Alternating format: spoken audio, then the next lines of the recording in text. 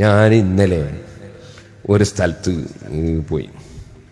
അപ്പോൾ അവിടുത്തെ ഉസ്താദ് എന്നോട് പറഞ്ഞു, നിങ്ങളെ പ്രസംഗത്തിന് ശേഷം ബുർദുണ്ട്, അതുകൊണ്ട് നിങ്ങളൊന്ന് പറയണം, ആളുകൾ ബുർദ കേൾക്കാതെ പോയി പോകുന്നത്.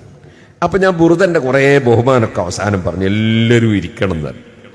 ഞാനിങ്ങ് ഇറങ്ങിയ ഉടനെ തന്നെ ഞാൻ പറഞ്ഞു ബുർദ ഉടങ്ങിക്കൊള്ളിന്ന് പറഞ്ഞ് ഞാൻ ഇറങ്ങിയ ഉടനെ തന്നെ കുറച്ച് കുട്ടികൾ സ്റ്റേജ് മുഖേന ഇങ്ങനെ ആയിപ്പോരുത്. അതായത് നമ്മളെ താല്പര്യം മുഴുവൻ പാട്ടിൽ, നമ്മളെ താല്പര്യം മുഴുവനും ഈ ആനന്ദത്തിൽ അങ്ങനെയായി പോകരുത്. നമുക്ക് ആത്മീയത ഉണ്ടാകും.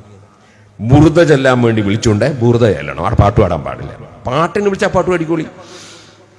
പാട്ടിന് വിളിച്ചാൽ പാട്ട്. രാവിലെ കട്ടൻ ചായ കുടിക്കേണ്ട സ്ഥലത്ത് ബിരിയാണിയും കൊടുക്കരുത്, ബിരിയാണി കൊടുക്കേണ്ട സ്ഥലത്ത് കട്ടൻ ചായയും കൊടുക്കരുത്. ബുർദ എല്ലാം വിളിച്ചാൽ ബുർദ എല്ലണം. വേറെ അവിടെ പാട്ടൊന്നും പാടാൻ പാടില്ല. അത്രയും ആദരവോടെ ബഹുമാനത്തോടെ ബുർദ കേൾക്കാൻ വേണ്ടിയിരിക്കുകയാണ് സാസ്. ജനങ്ങളെല്ലാവരും എഴുന്നേറ്റൊക്കെ പോവുകയും ചെയ്യും. കാരണം അവർ ബുർദ കേൾക്കാനാണ് വന്നത്. അദബ് എന്ന് പറഞ്ഞൊരു സംഗതി ഉണ്ട്, അത് എവിടെയും പാലിക്കണം. അതിലേറ്റവും വലുതാണ് ഈ മൗലിദ്, ബുർദ, കിതാബ്, ഖുർആന്, ഹദീസ്, ഇൽമ്, ആലിമ്, ഉസ്താദ്, ബാപ്പ, ഉമ്മ, പ്രായമുള്ളവർ, ഗുരുനാഥന്മാർ, അവിടെ ഒക്കെ അദബ് പാലിക്കണം. ബുർദന്റെ ഇടക്ക് പാട്ട് പാടാൻ പാടില്ല, ബുർദന്റെ മുമ്പും പാട്ട് പാടാൻ പാടില്ല.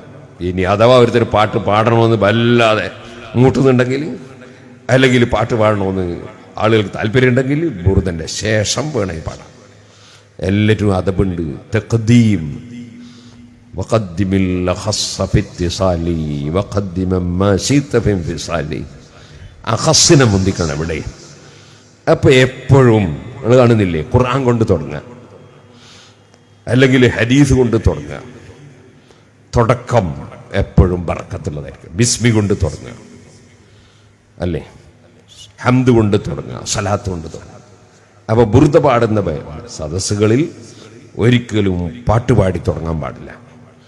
അത് ഓരോന്നിനും ഓരോ അദബുകളുണ്ട്. ഇടക്കും പാട്ട് പാടാൻ പാടില്ല. ബുർദ ശരിക്ക് അച്ചടക്കത്തിൽ ചൊല്ലുക. ഞാനൊരു ചെറിയ ഉദാഹരണം മുതഅല്ലിമീങ്ങളായ നിങ്ങൾ മനസ്സിലാക്കാൻ വേണ്ടി പറഞ്ഞതാണ്.